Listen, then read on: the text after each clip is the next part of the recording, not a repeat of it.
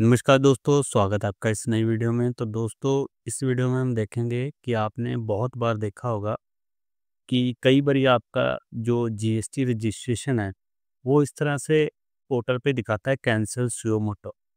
तो इस स्टेटस का क्या मतलब है और कैसे आप अपने जीएसटी नंबर को दोबारा से एक्टिव कर सकते हो, तो वो सब इस वीडियो में देखेंगे। तो इसके ऊपर मैंने एक हैंडआउट प्रिपेयर किया है। अगर यहाँ पे आप देखोगे तो मैंने इसी सेम टॉपिक के ऊपर एक हैंडआउट प्रिपेयर किया है। इसमें मैंने ये सारा कुछ यहीं पे डिस्कस किया हुआ है। अगर आपको ये हैंडआउट चाहिए तो आप मुझे ये नीचे दिए गए व्हाट्सएप नंबर पे मैसेज कर सकते हो या फिर ईमेल आईडी भी दी गई है, वहाँ पे भी आप मुझसे कॉन्टैक्ट करके ये हैंडआउट ले सकते हो।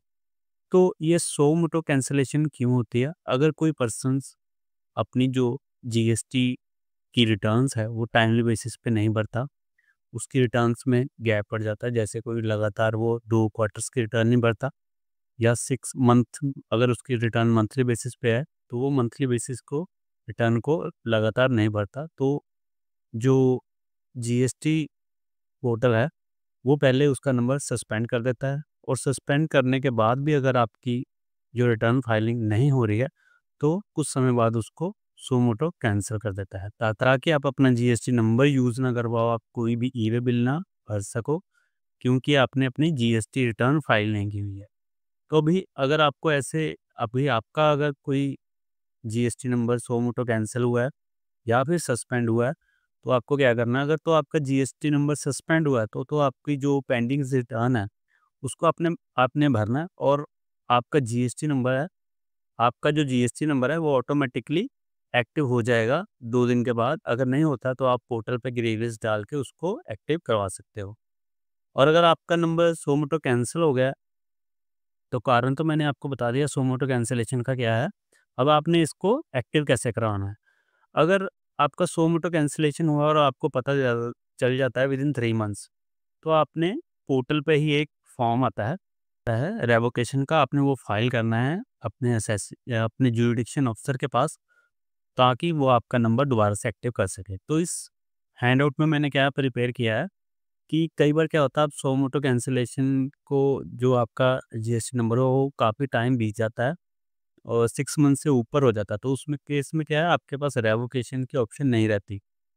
तो फिर आपके पास एक ही ऑप्शन रहती है, आप नए दोबारा से नया जीएसटी नंबर अप्लाई करो। और जब आप नया जीएसटी नंबर अप्लाई करते हो, तो ऑफिसर आपके वो नए एप्लीकेशन पे भी एससीएन लगा देता है और वो रेफरेंस देता है सर्कुलर नंबर 95/14 2019 का ये सर्कुलर है, वो इसका रेफरेंस देता है। ये सर्कुलर क्या है, ये स्पेसिफिकली सर्कुलर जो है इश्यू किया गया था जो सो मोटो कैंसलेशन नंबर है उनके रिगार्डिंग, कि अगर कोई भी बंदा ऐसे अपनी रिटर्न्स नहीं फाइल करता है तो उसका नंबर जो है सो मोटो कैंसिल किया जाएगा। और अगर उसके बाद वो अपनी पेंडिंग रिटर्न्स नहीं भरता, अपनी लायबिलिटी नहीं पे करता, तो वो अगर नया नंबर अप्लाई करता है तो उसको आपने नया नंबर नहीं प्रोवाइड करना। तो उसके रिगार्डिंग ये सर्कुलर है। तो वो इसी सर्कुलर के पॉइंट्स भी मैं यहाँ पे डिस्कस करूँगा इसी हैंडआउट में। तो मैंने यहाँ पे आपको सबसे पहले यहाँ पे इसी सर्कुलर का रेफरेंस दिया है कि आपका डिपार्टमेंट जो है आपकी नई जो एप्लीकेशन आप लगाओगे, तो उसको रिजेक्ट कर सकता है इस सर्कुलर का रेफरेंस देके। तो फिर आपने क्या करना है? तो यहाँ पे सबसे पहले आपको स्टेप्स दिए गए हैं कि जो आपको एससीएन लगा है जीएसटी की नई एप्लीकेशन के ऊपर।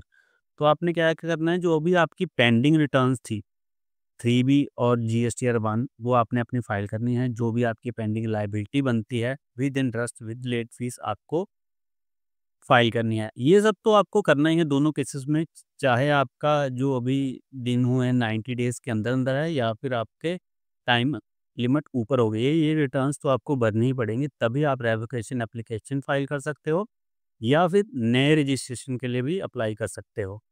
तो ये काम करने के बाद आपको जो है उसके बाद अपनी रेवोकेशन की एलिजिबिलिटी देखनी है। सबसे पहले आपने देखना है कि सो मोटो कैंसलेशन की डेट क्या है। जैसे इस केस में आप देख सकते हैं 12/5/2024 यहाँ पे डेट है। तो इससे आप 90 डेज़ काउंट करेंगे, तो आज की डेट में तो ये 90 डेज़ ओवर हो चुके हैं। कुछ लिमिटेड केसेस में इसको इस टाइम को एक्सटेंड भी किया जा सकता है फर्दर 90 डेज़।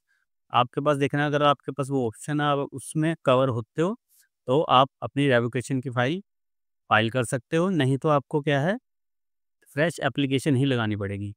और रेवोकेशन की एप्लीकेशन कैसे लगती है, इसका जीएसटी ऐप के पोर्टल पे आपने जाना है सर्विसेज में, और वहाँ पे आपको माई एप्लीकेशन में जीएसटी आरईजी 21 का नाम का फॉर्म मिल जाएगा।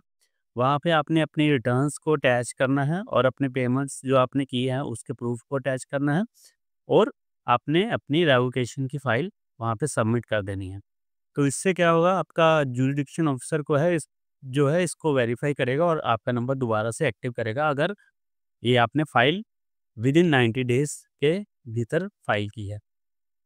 अगर ये टाइम लिमिट एक्सपायर हो जाती है, आपको बाद में पता चलता है या किसी कारणवश आप पहले से इसको नहीं देख पाते, तो आपने नया जीएसटी नंबर अप्लाई करना है। उस केस में क्या है, आपने जो आपका पुराना जीएसटी नंबर था उसका रेफरेंस भी उसमें देना है, और आपने अपने जो पुराने जीएसटी नंबर की भी सारी पेंडिंग रिटर्न्स फाइल कर देने हैं पहले ही, और उसकी जो इंटरेस्ट लेट फीस की लायबिलिटी भी बनती थी वो भी आपने भरनी है।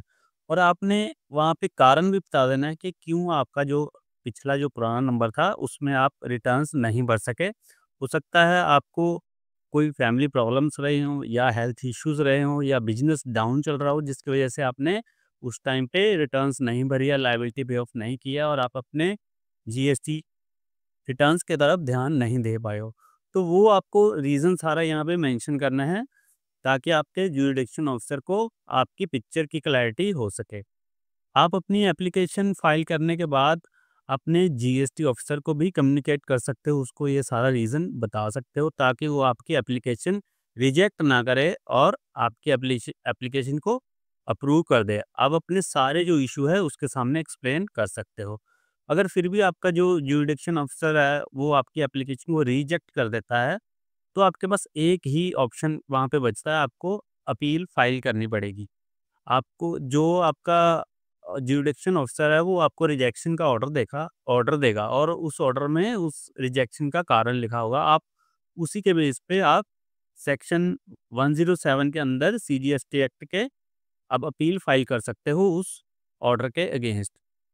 ये अपील जो है एपीएल 01 के फॉर्म के थ्रू फाइल होगी, और आपको रिजेक्शन का ऑर्डर जब रिसीव हुआ उससे बिल्कुल 3 मंथ्स के अंदर-अंदर आपको ये अपील फाइल करनी है, और इस अपील में आपने सारे रेलेवेंट डॉक्यूमेंट अटैच करने हैं, अपना पुराना जीएसटीएन, उसके रिटर्न्स, उसकी लायबिलिटी की पेमेंट्स, लेट फीस, और क्यों आपने वो रिटर्न्स नहीं भर पाए थे, और कैसे वो नंबर आपका जो सो मोटो कैंसिल हो गया, वो सारा डिटेल में आपको वहाँ पे बताना है।